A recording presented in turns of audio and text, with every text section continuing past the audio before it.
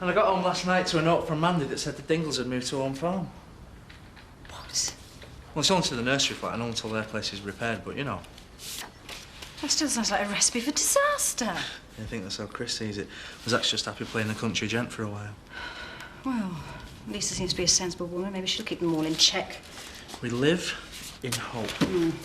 There's your calls. Thanks, Kelly. Right, see you later. Yeah.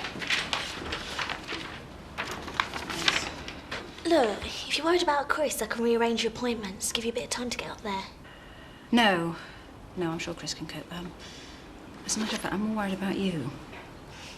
If I'm getting in the way, I can start trying to find a room to rent. That's not what I mean. You're welcome to stay as long as you need, but I still think you should sort things out at home. They are sorted. I'm never going to speak to either of them again. I know what it's like to be stuck in the middle of a family at war. I even left the country once to get away from it. So why'd you come back? Dad did a lot of things that he should have been ashamed of, and Chris takes after him, but it doesn't stop them being family, and it never stopped me loving them. Well, Viv's never been family to me, and Dad won't want me back anyway. Can you be sure of that? I've got those lab samples to chase up. You be wanting them later? A bottle of port, please, Viv. Not your usual drink. Well, we're like a snifter up at the big house. Toss the sun going down. Oh, well, Butch runs the Union Jack down the flagpole and Mandy plays Royal Britannia on the spoons. It's the best you've got. It's all we've got. Surprised a country gentleman like you doesn't have a standing order at Fortnum's. Suppose I'll have to. Oh, will you be joining us for a few drinks this evening, Zoe? I'm a bit busy right now, Zach, so I'll have to forego that pleasure. Oh, shame. Thought we might have a few hands of bridge. Well, another evening, then. Oh, maybe we could do charades. I bet Chris is a belter at that. I suppose you Tates are getting used to unwelcome guests. You've got the Dingles at Home Farm and Kelly at your place. Kelly's very welcome. I'm just sorry it had to be under these circumstances. How is she? Pretty down. Has she said what she's going to do? Not really. Except she's never going to speak to either of you again. Well, it's no loss as far as we're concerned. She pushed it too far this time. Oh, shut up, Vic. If we came round, do you think she'd see us? Oh, I don't know. I wish she'd try. Someone's got to make the effort to sort this mess out. I just want to talk to you, Kelly. I've got nothing to say to you. At least give her a chance.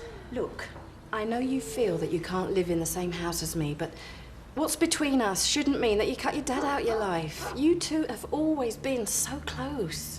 Until I started finding out the truth. What are you talking about? I thought you both argued over me. Is that what he said? So he's even lying to you now?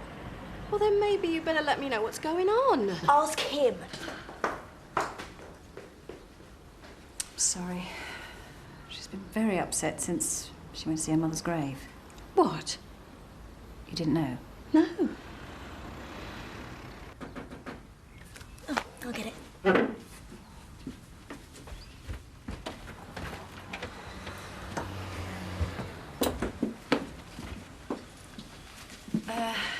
Perhaps I'd better leave you to it. I'd rather you stayed. If I'm going to hear another lot of lies, I'd like a witness. Kelly's right. There's been a lot of lying. But that doesn't mean to say you're going to like the truth. Look, I think you better let me do this, Viv. You've had your chance.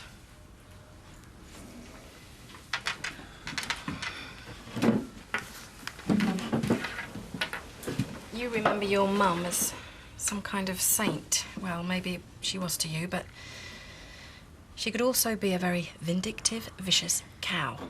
If that's how she was to you, it shows she had good taste. That's how she was to me and your dad. She knew we loved each other, but there was no way she'd ever let him go. Because she was sticking by her wedding vows. Shame you two couldn't. I never knew what Reg was like when I married him. I soon found out. The whole estate was terrified of him. But they had it easy compared with me. You expect me to feel sorry for you now? The easiest thing for me would have been to get myself and Scott out. I was going nowhere without Vic. That's what I told her that night. I don't blame you for hating me, but at least we might understand each other a bit better now. You did what you thought was right. I can see that. Viv's always done her best for you. And Scott, Donna. she's treated you all the same. So maybe now's the time to forgive and forget, eh, love? I can't do that. It wasn't easy for Viv to come here, you know. She wouldn't have done it if she didn't love you. I can almost believe that. But it's not her I can't forgive. It's you. All my life, you were the only person I've ever trusted. You were the one I ran to when I was hurt. You were the one I thought would always be there for me. It'll be like that again. Nothing's changed. But it was all based on lies. Can't you see that? I never want you near me again.